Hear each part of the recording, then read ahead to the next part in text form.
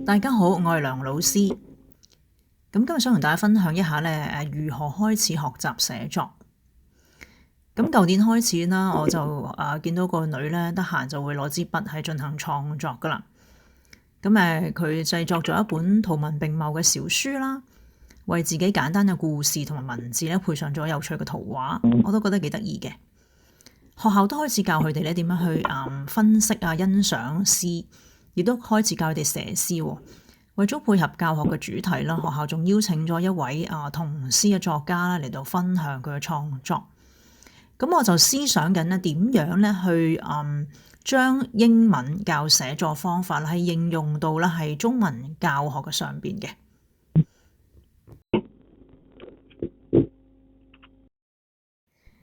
嗱，我就買咗呢兩本書嘅《How to Write Poems》啦，同埋《Write Your Own Storybook》。咁其實咧，指導小朋友以中文寫作寫詩嘅書都好多嚇，但係咧我喺海外咧就冇辦法係睇得到先至買，咁又冇辦法大量採購啦，或者喺圖書館寫啦。咁如果唔啱使就好浪費，所以不如咧我就借助我已有嘅資源，我可以揾到嘅資源咧嚟到去參考，自己做一啲嘅整理，睇下可唔可以咧用中文嘅方法係去幫小朋友咧去學習寫作嘅。嗱，大家都可以諗一諗下，我哋細個係點樣開始學寫作嘅咧？我哋從幼稚園開始學習咧，係認讀啲文字啦。大概係花10幾年嘅時間，去到中學畢業就能夠寫出一啲無需學老師去修改啦。文從字順啦，邏輯清通啦，言之有物嘅文章，成個過程咧係有10幾年嘅。我又諗下自己點樣開始嚇，又可唔可以諗得翻我哋點樣用到以前用過方法去教導小朋友去寫作喎？呢個過程係好漫長嘅，咁我哋要俾少少耐性啊！我係鼓勵小朋友從小係建立寫作嘅習慣，就算唔係要交功課，唔係需要作文考試，我都鼓勵小朋友咧以文字去記錄佢嘅生活觀察啦，同埋個人嘅感受。一個中意寫作嘅人呢，都係中意諗嘢嘅人嚇，佢先至能夠以文字去書寫佢嘅所見所聞啦、所思所感。佢有深度嘅個人見解，先至有內容、有題材可以寫嘅。嗱，咁我咁講，唔代表冇書寫習慣嘅人呢，就一定係唔中意思考嘅人喎。只不過咧，嗰啲人可能係用圖像去表達啦，又或者係中意而家好多途徑開個 YouTube 頻道自己講嘢啦。咁但係咧，中意寫嘢嘅人一定係中意思考噶啦。我鼓勵小朋友咧寫作，其實係鼓勵佢多思考、多觀察、分析、比較、總結佢嘅所得，佢先至能夠寫出有深度、有個人見解、有見地、有主張嘅文章，佢先有內容可以去寫嘅。以文字書寫自己思考所得咧，係可以作為孩子日後嘅參考。譬如我自己都係啦，我寫完本書，我都要寫低啲嘢，我喺呢本書裏邊學到啲乜嘢嘢啊？呢本書帶嚟啲咩感受啊？或者係我學咗啲乜？如果唔係，我會唔記得自己睇過嗰啲書啊？我自己都要有呢個咁嘅書寫習慣。同埋咧，無論係邊一門嘅知識啦，雖然我哋有好多個途徑去傳播知識啊，但係人類咧都係依然依賴文字作為傳播知識嘅途徑嘅。雖然有啲人會有自己嘅個人頻道去拍片去講論自己嘅觀察評論一啲嘢，但好多人呢，好多嘅 YouTuber 都係有稿去講，或者至少有個大綱先至可以係組織佢個節目嘅內容咯。佢個講論嘅依據咧，依然都係文字噶。講下我自己嘅經驗啦，我細個時候咧家境係清貧嘅。冇乜物質嘅享受啦，週末同埋假期咧都冇咩課外活動嘅。咁我哋成家人咧最中意嘅咧就係去圖書館。每個禮拜去一次圖書館，借夠嗰個禮拜課餘時間可以睇嘅書啦。咁喺呢一個星期咧就要睇晒嗰個禮拜借翻嚟嘅書噶啦。咁讀完晒之後咧就去第二個禮拜就去還嘅。咁我小學嘅時候咧，好中意睇一個兒童文學作家，就係何子嘅書。咁大概係高小嘅時候咧，都開始接觸一啲簡化版嘅翻譯文學咯。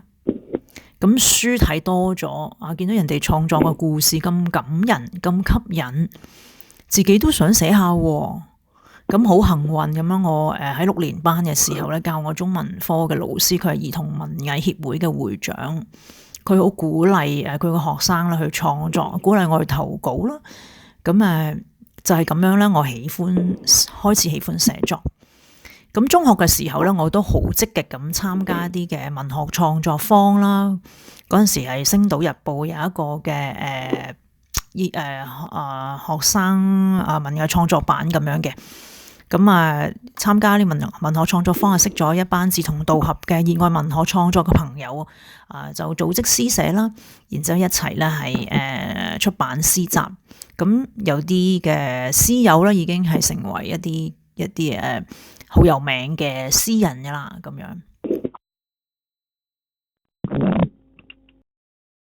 語文同語言嘅學習咧，都係從模仿開始嘅，所以我哋能夠觀察到咧，啲小朋友嘅課本啦，裏邊又有童詩係作為課文嘅。嗰啲小詩咧，字數唔多，行數都唔多嘅，但係言語好精煉簡潔嘅，好簡單嘅。敘述一件事啦，描述一個情景啦，表達一種心情。小朋友掌握咗咩係二數句啦、三數句同四數句咧？佢哋可以寫出合理而有意思、完整嘅句子嘅。嗱，我哋可以咧抽掉詩句裏邊部分嘅文字，咁等佢哋諗下點樣去換一啲字落去，令到嗰個詩句咧係意思係完整嘅。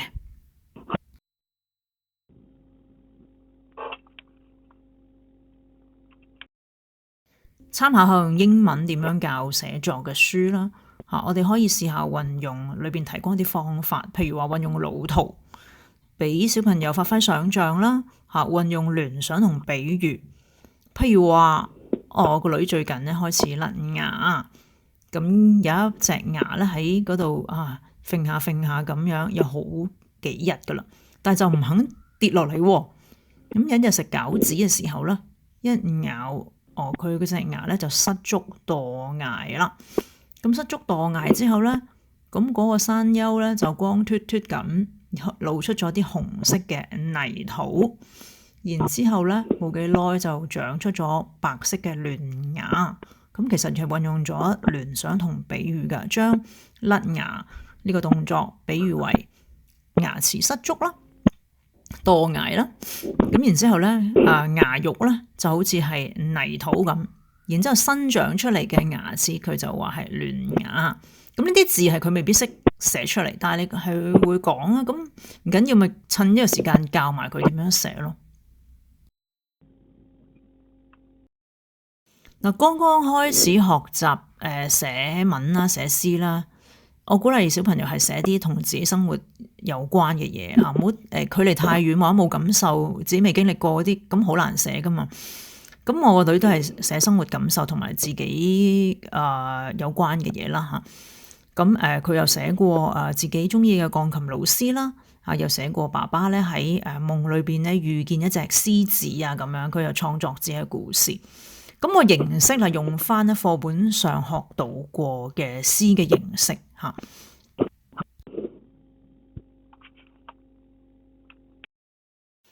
嗱，小朋友如果要創作完整嘅故事咧，佢必須先掌握一啲連接詞嘅。嗱，我哋見到故事可能有一個嘅 pattern 啊，有一個嘅既定嘅模式，譬如從前很久以前，然後後來於是即係會有呢啲咁樣將個故事咧係串聯起嚟，點樣有起承轉合。我哋可以俾一啲規範嘅小朋友，譬如話呢篇文章大概我哋係寫4段嘅嚇。第一段大概寫乜嘢，第二段係乜嘢，第三段係乜嘢，第四段係結局咯咁樣。咁佢掌握咗呢個模式先啦，因為咧可能啱啱學寫作咧，佢未必係掌握到咩叫完整嘅結構。你要限制佢大概用第一段交代背景，第二發展情節，第三有佢一個嘅轉折位嚇，然之後咧第四段係承接咗第三段個高潮嗰部分，然之後最後係嗰個故事嘅結局，可以咁樣去教佢咯。嗱，如果小朋友仲未識得自己去揾題材啦，自己去命題啊咁樣啦，呢度有一個建議嘅，你可以俾題目佢，譬如話頭先講嘅脫齒記啊，我俾題目佢嘅呢一個我就建議你最近甩咗隻牙，不如我哋記錄下呢件事啊，你可以用詩嘅形式，可以用故事形式去寫啊，又或者公詞作為題目嘅我的乜乜，咁呢一個咧就係可以寫我的老師、我的同學啊、我的媽媽、我的爸爸啦。咁有一部分係俾佢，另一部分係自己創作嘅，又或者係續寫故事啦。一個下雨天嘅早上，咁點樣樣咧？你自己諗咯。你諗下一個下雨天嘅早上有啲咩嘅事情發生咧？例如改寫結局啦，譬如話睡公主最後冇等到王子拯救，咁而家你諗過另一個結局啊？咁呢就係比較高階啲嘅吓。我係建議小朋友寫日記嘅吓，將每一日最值得被記錄落嚟嘅事情或者感受咧寫低。嗱，雖然佢呢個階段可能識寫字唔係好多啦，又未必可以用完整嘅句子去表達，又或者會寫錯別字，但係唔緊要嘅，佢可以畫圖啦，寫成圖文日記啦。寫日記嘅目的咧，就係希望佢能夠對生活有一種敏銳嘅觸覺。其實如果唔刻意去留意身邊嘅事物咧，生活就係咁營營役役，日子就係平平淡淡嘅。但原來我哋發現咧，如果去用心體會，總有啲嘢係值得被紀念噶。咁而家儲埋嗰啲嘢，每日日積月累咧，第二日咧都會成為佢日後寫作嘅材料。嗰個日記咧就成為佢嘅寫作嘅材料庫噶咯。咁譬如話，今日我送個女返學啦，今日好大雨，咁途中見到啲松鼠，佢哋無懼風雨咁喺樹林裏邊穿行。嗱，咁呢個可能係一個故事嘅開始啦，已經。咁啲松鼠又點呢？同人之間有冇咩嘅互動呢？有冇影響到我哋去返學呢？咁可以天馬行空就諗一個故事出嚟噶啦。寫作嘅習慣同閱讀嘅習慣係一樣，係需要培養嘅。嗱，如果小朋友覺得呢樣嘢好玩、得意、樂在其中，咁就自然咧會繼續去寫噶啦。好多嘅天馬行空嘅故事啦，匪夷所思嘅結局啦，一啲嘅令人驚嘆嘅詩作啦，都係咁樣出嚟嘅。有陣時睇到咧，都會令到我捧腹大笑吓。咁呢啲都係日後大家美好嘅親子回憶啦。咁佢又寫下，可能你又一齊去創作，一人諗啲，或者可以共同去創作咯吓。咁呢啲都係你哋家庭回憶嘅一部分，咁值得去鼓勵噶。